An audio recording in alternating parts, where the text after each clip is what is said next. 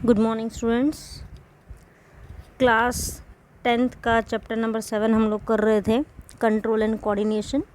उसका last topic आज हम लोग को करना है, वो है हार्मोन्स। ठीक है, तो बेसिकली जो हार्मोन्स हैं ह्यूमन बीइंग के अंदर, हम उनको नाम देते हैं किसका? एंडोक्राइन सिस्टम्स का, कि वो एक एंडोक्राइन सिस्टम है। ठीक है, आपको स्क्रीन के ऊपर डिफरेंट नेम्स दिख रहे हैं, जैसे मेलाटोनिन है, एडोरेस्टेंस दिख रहा है, ओवरीज हैं, ठीक है, हाइपोथैलेमस है, प्रोलैक्टिन है। These are few examples of hormones and basically the organ that secrete hormones.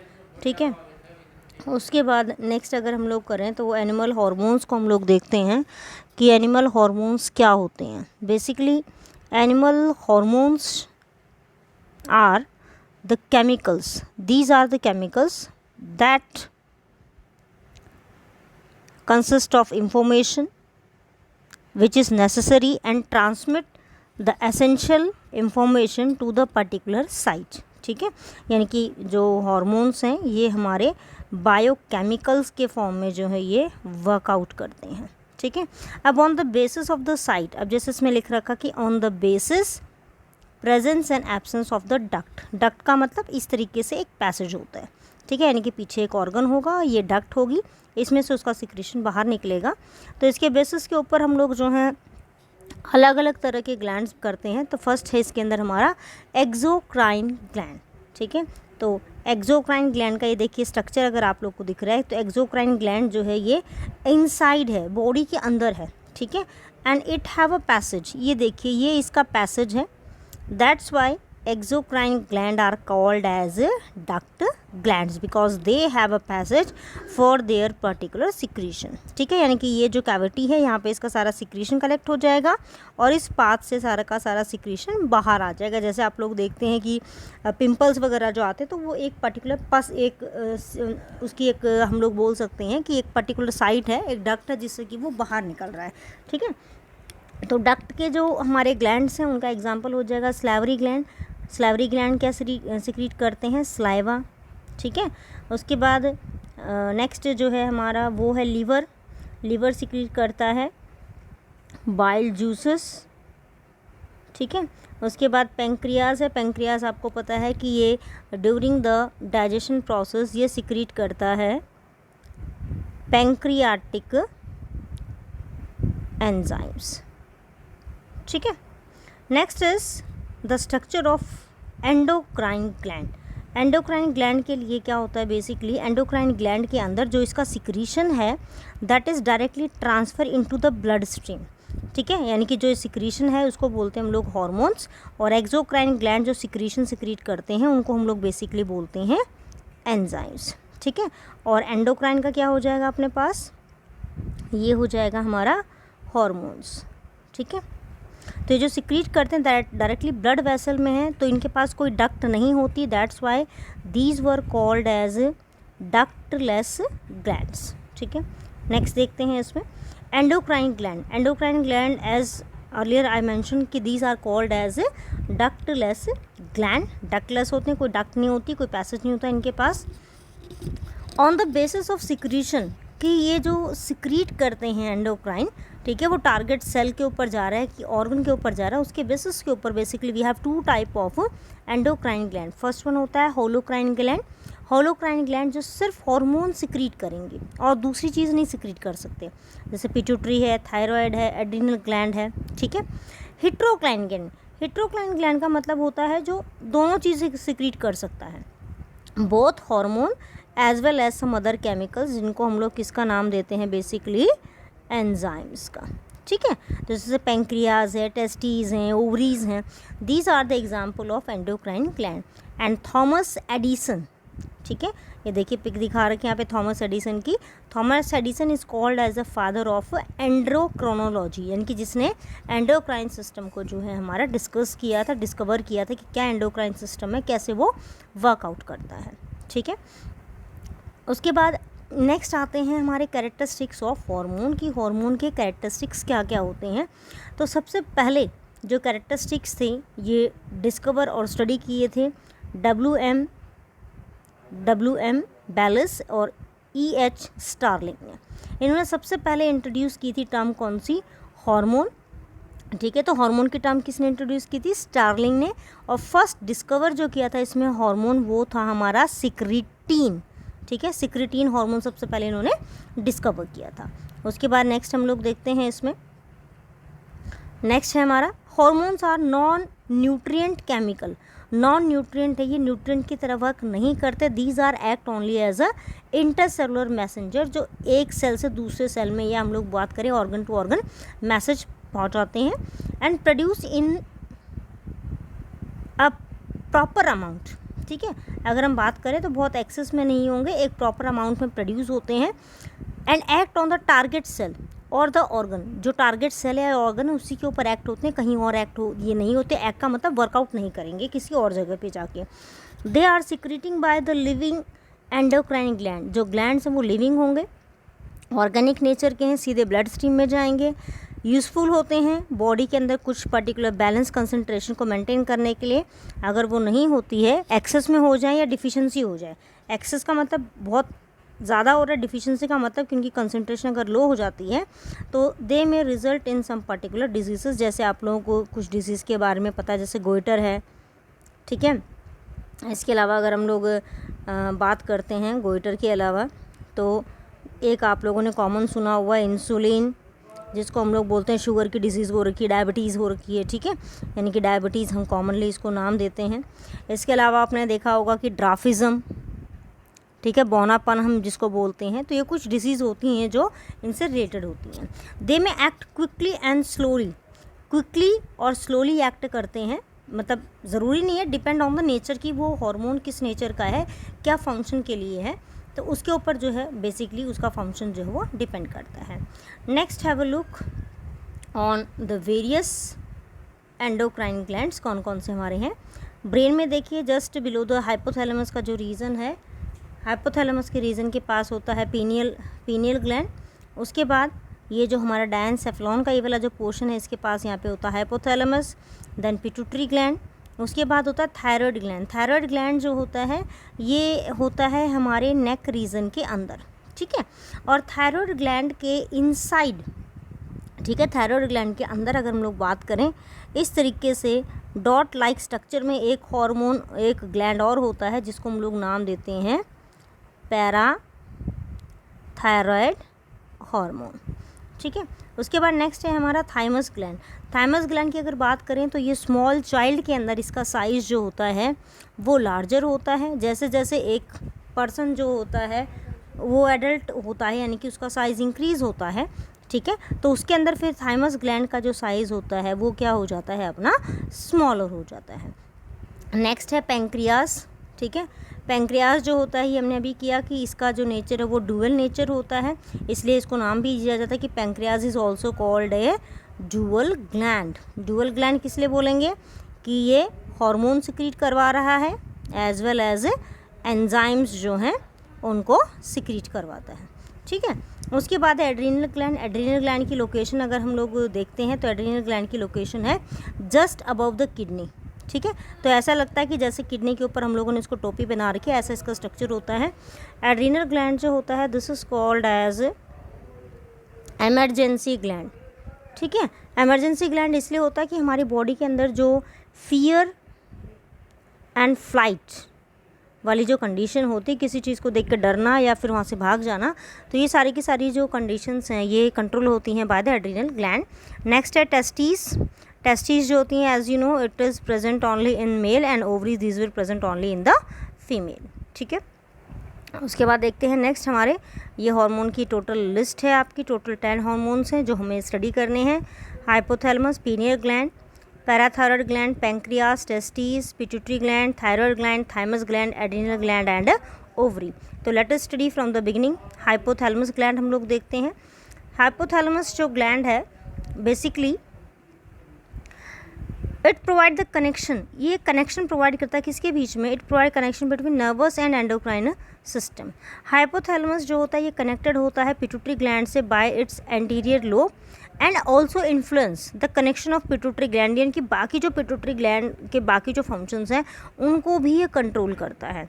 Hypothalamus, so it is also called as a control centre or supreme commander of endocrine coordination, ठीक है, यानी कि सबसे head होता है।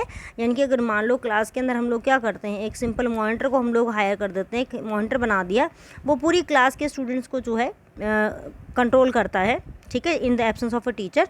तो इसी तरीके से हम लोग बोल सकते हैं कि हमारा जो हाइपोथैलेमस है ये कमांडर है, जो कमांड देगा किसको, अदर ग्लैंड्स को, कि तुम्हें ये करना है, अब तुम्हें ये करना है, इसका सिक्रीशन स्टॉप कर दो, इसको स्टार्ट कर दो। तो उसके बाद अगर हम लोग बात करें तो ये प्रोड्यूस करवाता है न्यूरो हार्मोन्स या रिलीजिंग हार्मोन, ठीक है।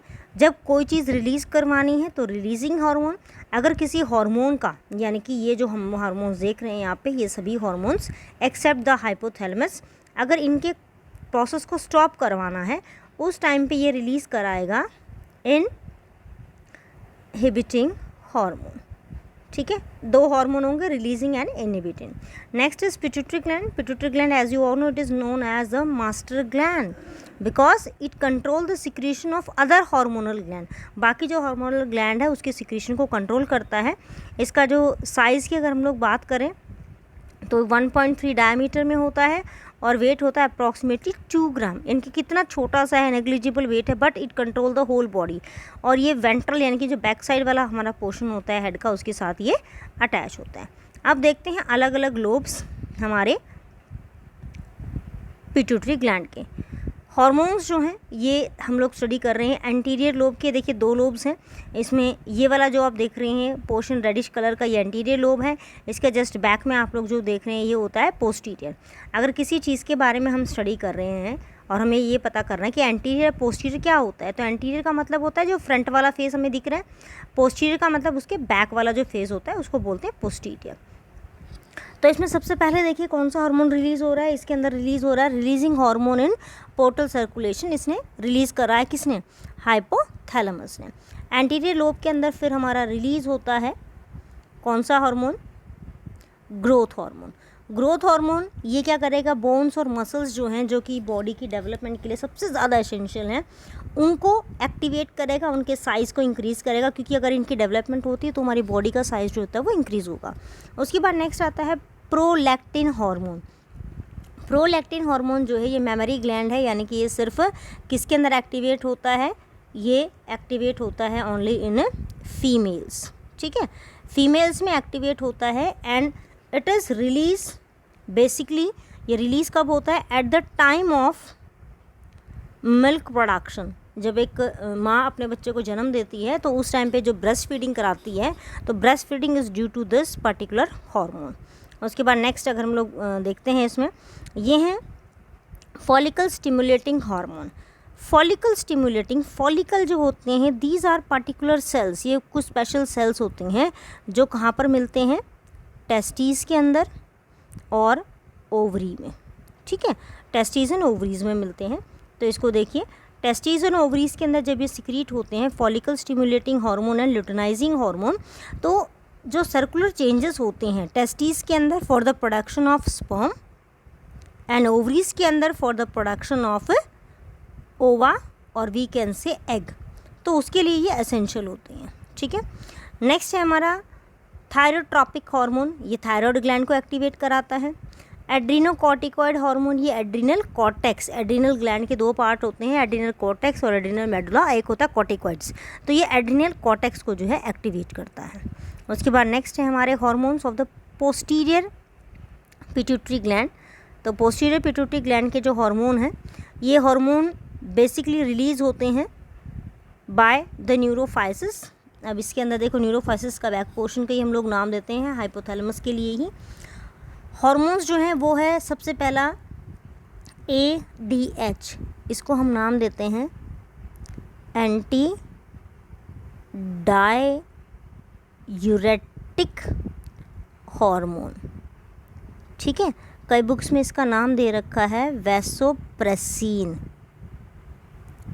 ठीक है, तो दोनों ही ठीक हैं ये, उसके बाद इसका मेन फंक्शन क्या होता है, ये एक्ट करता है as a osmoregulator. Osmoreceptor इसके पास होते हैं। ऑस्मो रिसेप्टर का मतलब हमारे बॉडी के अंदर और ब्लड के अंदर जो कंसंट्रेशन है डिफरेंट सॉल्यूशंस की वो कितनी होनी चाहिए, वो ये सारी की सारी क्या करता है, अपनी कंट्रोल करता है। ठीक है, उसके बाद देखते हैं इसमें और इसके हार्मोन्स।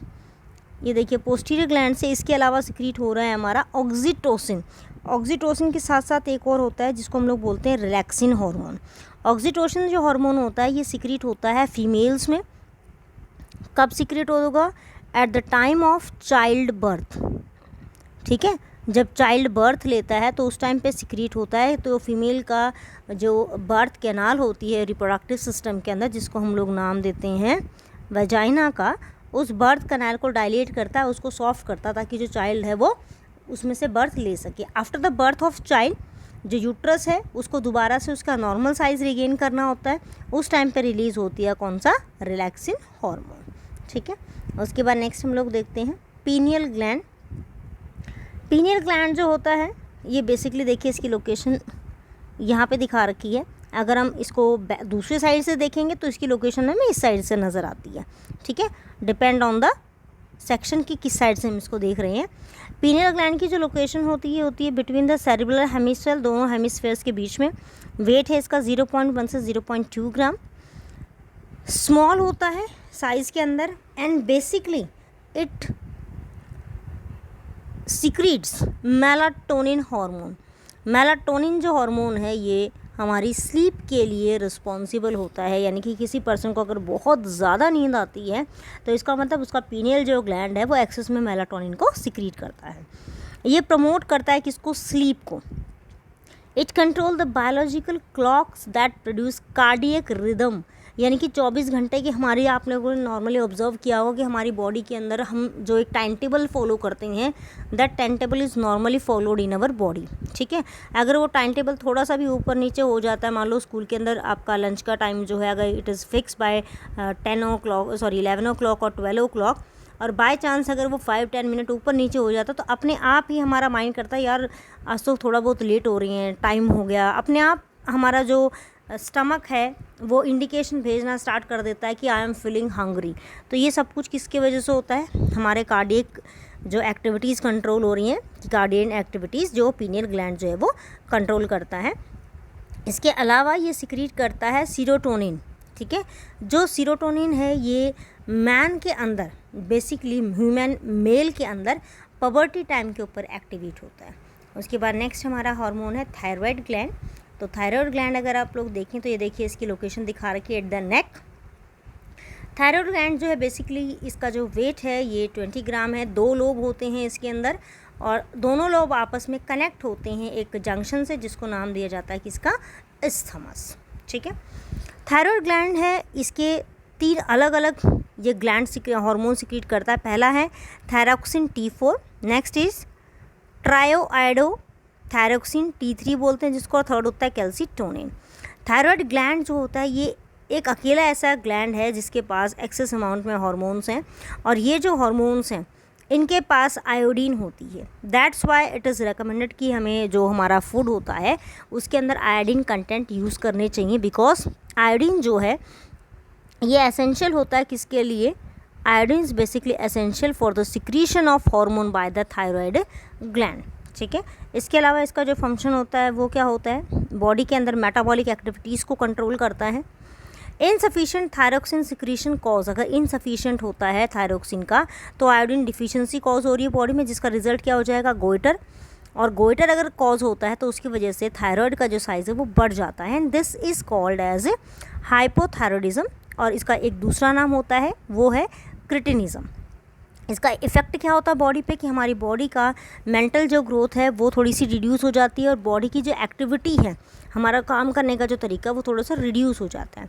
दूसरा होता है इसमें इफ़ेक्ट इसका मैक्सोडिमा, जिसको गर्ल्स डिजीज़ बोलते हैं, जिसके अंदर बॉडी जो होती है वो पफीनेस अपेयर करती है, यानी कि जो बॉडी है बहुत ही सॉफ्ट हो जाती है। ये देखिए तीनों इसके अंदर शो कर रखी हैं आपकी, ये मैक्सोडिमा का दिखा रखा है, ये क्रिटिनिज्म का, और ये गोइटर का। ठीक है, नेक्स्ट देखते हैं पैराथायराइड हार्मोन। पैराथायराइड जो हार्मोन है ये हार्मोन थायराइड ग्लैंड के अंदर ही प्रेजेंट होता है, ठीक है। It is on the posterior surface of the lobe, यानी कि अगर हम लोग आगे से देखते हैं तो ऐसा लगता है कि उसके अंदर ही जो है ये सेट हो रखा है। इसमें जो हार्मोन सिक्रीट होते हैं they are called as parathyroid hormone, ठीक है, and they help in maintaining the metabolism of calcium and phosphate.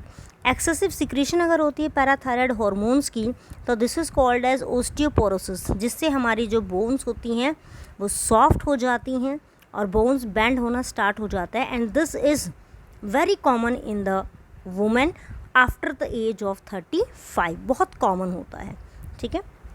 उसके बाद नेक्स्ट देखते हैं इनसफिशिएंट सिक्रीशन अगर होती है पैराथायरॉयड हार्मोन्स की, ठीक है, अगर ये तो हो गया एक्सेस में, ये है लो में, ठीक है। अगर लो कंसंट्रेशन में सिक्रीट होता है हार्मोन तो it will call as a disease called as parathyroid tetany, या सिंपल भी कॉल्ड एज टिटैनी, जिसकी वजह से हमारी बॉडी के अंदर, ब्लड के अंदर स्पेशली जो कैल्शियम का लेवल होता है वो फ्लक्चुएशन शो करता है, इंक्रीज़ और डिक्रीज़ होना स्टार्ट हो जाता है, जिसकी वजह से क्रैम्प्स वगैरह जो हैं वो आने स्टार्ट हो जाते हैं, मसल्स के कॉन्ट्रैक्शन पे इफेक्ट होता है, ठीक है। नेक्स्ट आता है हमारा थाइमस ग्लैंड। थाइमस ग्लैंड, ये देखिए अगर इसकी लोकेशन को आप ध्यान से देखें तो ये कहाँ पर है, इन बिटवीन द लंग्स, ये देखिए लंग्स के बिल्कुल बीचों बीच है इसकी location. Thymus gland is located on the upper part of thorax near the heart, heart के पास होता है। It presents since birth but it is gradually become smaller with the age। देखो मैंने पहले ही बताया था कि जैसे जैसे एज बढ़ती है इसका साइज़ रिड्यूस हो जाता है, ठीक है।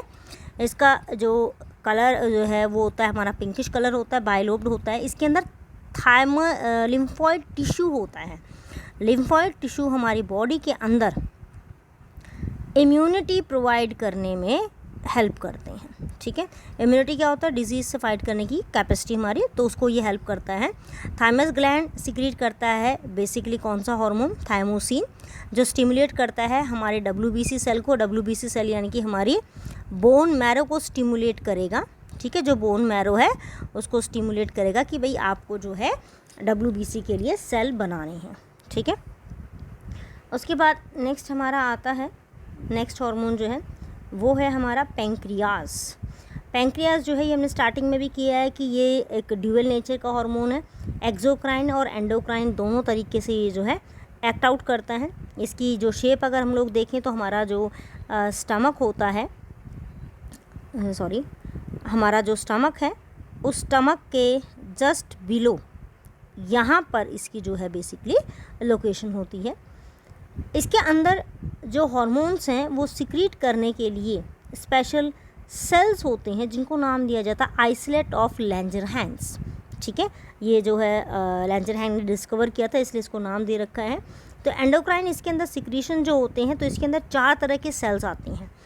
इसमें देखिए डिफरेंट सेल्स और उनका सिक्रीशन हम लोग देखेंगे। इसमें पहला इसमें बोल रखा है alpha cell. Alpha cell glucagon produce करते हैं जिसका काम होता है ब्लड के अंदर, हमारा ब्लड के अंदर क्या करता है, ये शुगर के लेवल को इंक्रीज़ करवाता है, ठीक है। इंसुलिन बीटा सेल सिक्रीट करेंगे, शुगर के लेवल को डिक्रीज़ करवाते हैं। डेल्टा सेल होते हैं, ये होम्योस्टैसिस जो होता है उसको मेंटेन करवाने में हेल्प कराते हैं। पैंक्रियाटिक सेल है, पैंक्रियाटिक पॉलीपेप्टाइड सेल, तो ये पॉलीपेप्टाइड यानी कि अमीनो एसिड्स की जो चेन होती है उसकी फॉर्मेशन में हेल्प करते हैं।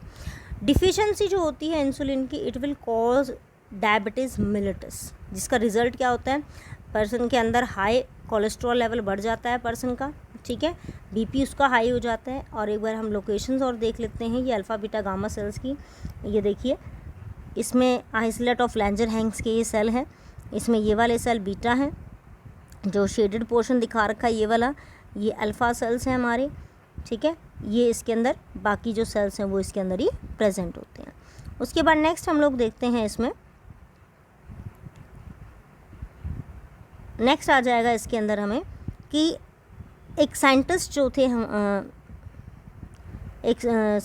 थे हमारे, जिनका नाम अगर हम लोग बोलें तो एफ सेंगर जो थे, इन्होंने मॉलिक्यूलर स्ट्रक्चर के ऊपर वर्कआउट किया था इंसुलिन का। तो और बाद में इनको 1958 के अंदर 1958 में इनको जो है नोबेल प्राइज़ भी दिया था इसके लिए। अब बेसिकली बॉडी के अंदर दो तरह की डायबिटीज़ होती हैं। तो दोनों डायबिटीज़ क्या हैं, हम उनका एक कंपैरिजन देखते हैं पहले यहाँ पे। Let have a look. First है डायबिटीज़ मिलिटस, दूसरा होता है डायबिटीज़ इंसिपिडस। डायबिटीज़ मिलिटस जो है ये होती है ड्यू टू इंसुलिन। इंसिपिडस जो होती है एंटी डायरेटिक हार्मोन की वजह से होती है। एंटी डायरेटिक हार्मोन मैंने क्या बताया था कि ये किडनी के अंदर क्या करता है, जो किडनी में से पास होता है। कई बार आपने करा होगा कि यूरिन को चेकआउट करते हैं, यूरिन में अगर ग्लूकोज प्रेजेंट होता है तो भी बोलते हैं डायबिटीज़ हो रही है, लेकिन वो डायबिटीज़ कौन सी होती है, डायबिटीज़ इंसिपिडस। ऑर्गन कौन सा है, पैंक्रियास, इंसुलिन को सिक्रीट करवाएगा। एंटी डायरेटिक हार्मोन कौन सिक्रीट करवा रहा है, हमारा हाइपोथैलेमस। ब्लड शुगर के लेवल के ऊपर क्या इफ़ेक्ट है, ये ब्लड शुगर के लेवल को हाई होने से और ग्लूकोज जो है वो अपीयर हो जाएगा यूरिन में। ये नॉर्मल होता है लेकिन ग्लूकोज जो होता है वो यूरिन में अपीयर नहीं होता। ब्लड कोलेस्ट्रॉल लेवल की अगर बात करें तो ये उसको बढ़ाता, इंक्रीज़ करेगा। एडीएच के अंदर ऐसा कुछ नहीं होगा। सिम्टम्स क्या हो जाएंगे इसके, हमारे सिम्टम्स हो जाएंगे एक्सेसिव यूरिन, किसके, डायबिटीज़ मिलिटस के। एक्सेसिव यूरिन, थ्रस्ट बहुत लगेगी और खाना बहुत मांगेगी हमारी बॉडी। उसके बाद नेक्स्ट इसमें क्या हो जाएगा, डायबिटीज़ इंसिपिडस के अंदर यूरिन इसके कंपैरिजन में एक्सेस में पास होगी, थ्रस्ट लगेगी बट इसके कंपैरिजन में कम, और बॉडी के अंदर डिहाइड्रेशन हो जाएगी। ठीक है, उसके बाद नेक्स्ट देखते हैं हम लोग एड्रीनल ग्लैंड। एड्रीनल ग्लैंड की लोकेशन देखिए पहले। एड्रीनल ग्लैंड जो है ये हमारी किडनी है, ठीक है, दिस इज़ द किडनी, और किडनी के टॉप के ऊपर देखिए, दोनों जगह पे किडनी के टॉप के ऊपर प्रेजेंट है हमारा एड्रीनल ग्लैंड। ठीक है, एड्रीनल ग्लैंड के अंदर क्या हो जाएगा, बेसिकली हमारा एड्रीनल जो ग्लैंड होता है इसको सप्रा एनल और ग्लैंड ऑफ इमरजेंसी का जो है हम लोग नाम देते हैं। ये देखिए हम इसको किसका नाम देते हैं, ग्लैंड ऑफ इमरजेंसी, बिकॉज ये बेसिकली जब बॉडी के अंदर इमरजेंसी कंडीशन होती है फियर एंड फ्लाइट की, उसी टाइम पे ये जो है अपीयर होते हैं। तो ये सिक्रीट करता है हमारा एपिनेफ्रिन, जिसको एड्रेनालिन भी बोलते हैं हम लोग। एड्रेनालिन जो ये इमरजेंसी हार्मोन है और सिक्रीट होता है under physical and emotional stress. कोई स्ट्रेस अगर होता है हमें उस वजह से, यानी कि बहुत खुशी मिल गई हमें तो एकदम से हम लोग एक्साइटेड हो जाते हैं। ठीक है, आंखों में से अपने आप आंसू आ जाते हैं। बहुत दुखी अगर हम लोग हो जाते हैं तो भी हमारी बॉडी रिएक्ट करती है, that's why it is called as